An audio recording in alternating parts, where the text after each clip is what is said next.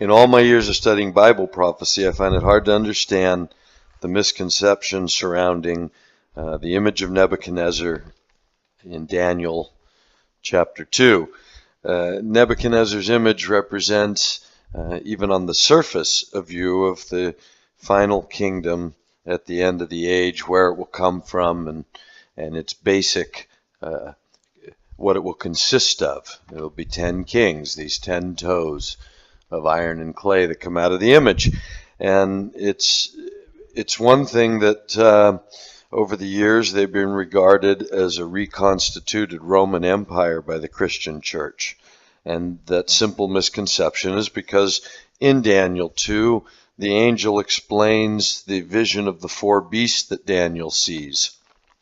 The final one being the undescribable beast with iron teeth that crushes everything and has 10 horns on its head. And the angel explains to Daniel that there'll be 4 kingdoms, and out of this one will come 10 kings.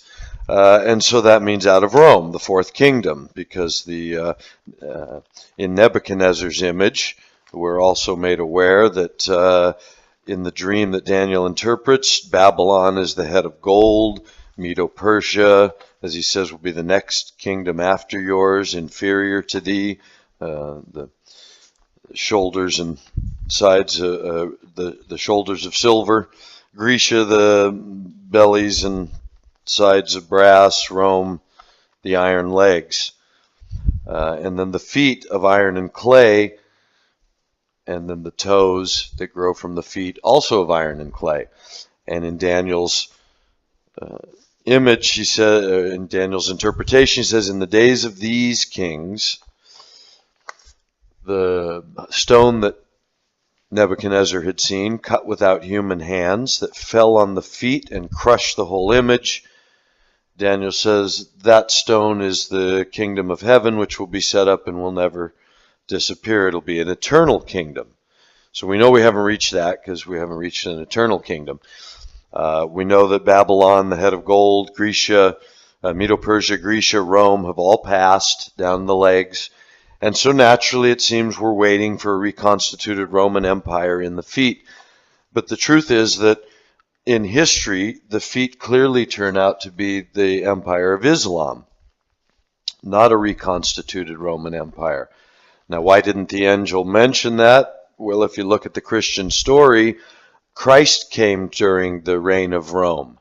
There is supposed to assume the opportunity that the Jews may have accepted their Messiah.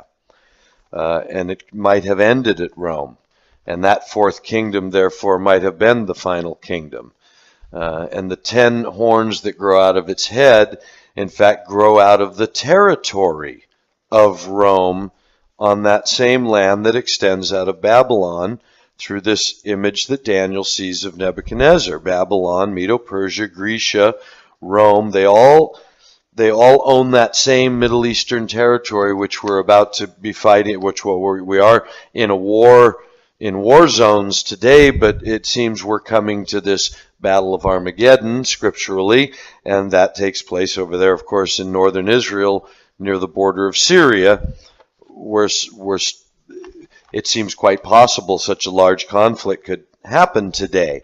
So in light of history, and in light of the fact that the 10 horns do grow out of the Roman territory, the historical significance is that it was the Muslim empire of Muhammad that occupied that land and in fact drove Rome off the eastern part of their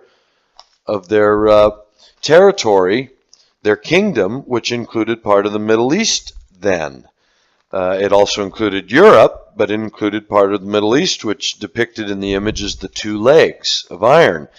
Well, now, equally accurately depicted is the 2 feet of iron and clay, because the empire of Muhammad split into 2 factions shortly after his death, which we know as the Shia and the Sunni, which have been fighting over that territory ever since and have resulted in 10 kings in that same territory that was Rome. That's where the 4th kingdom becomes important. The territory that was Rome all the land they owned during that time when they were the two-leg kingdom that followed Greece, when they beat Alexander the Great's generals and took that territory in history, and that became Rome, and they had a separate capital in Turkey called Constantinople at that time, today known as Istanbul. That was depicted perfectly by these two legs of iron, an Eastern and a Western Rome, if you will. And now Islam comes along, and they drive the Romans out of the Middle Eastern area, which is this same area that Daniel's describing to Nebuchadnezzar.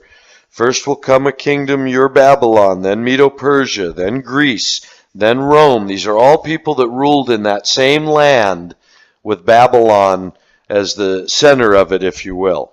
And Rome, with its capital over in Europe, its separate capital, is denoted in the prophecy as being different from the other beasts. It has some different character, and well, that's a historical one. It's the only one that didn't really have its capital over there in or near Babylon. And so, of course, Muhammad did as well. And now in this future of Muhammad, these 2 feet kingdom, the Sunni and the Shia, have broken into 10 kings on that land. And Daniel's prophecy goes on to point out that among these 10 rise up a little horn, before whom 3 are plucked up by the roots. So Nebuchadnezzar's image brings us into this modern day. In the days of these kings, this end's going to come. All right, now that's a misconception that Christianity has carried for a long time, because before we could really see that it was in fact the Muslim empire and Muslim kings that were part of this end time scenario, the scripture seemed to indicate that there'd be only 4 kingdoms, and the 10 horns grow out of the 4th kingdom, and therefore they grow out of Rome. But that's just because we don't see scripture. We put too literal a measure on it. The fact is, it's quite clear to see that the 4th kingdom was diverse from all the rest. It had a capital over in Europe, but it also left the scene of history and left behind in its place in the east, feet kingdom made of iron and clay. And I'm sure there's a great significance there that we can get into another time, the composition of what was left of Rome in the iron and the baked miry clay.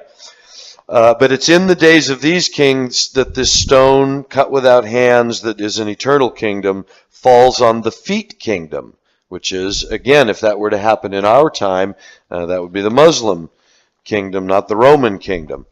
Now, to really anchor this, I want you to consider the Orthodox Jewish position, which is that Birkat HaShema is a celestial anomaly that happens 3 times in all of human history. It's an alignment of celestial bodies that the Orthodox Jews refer to as blessing on the sun, Birkat HaShema.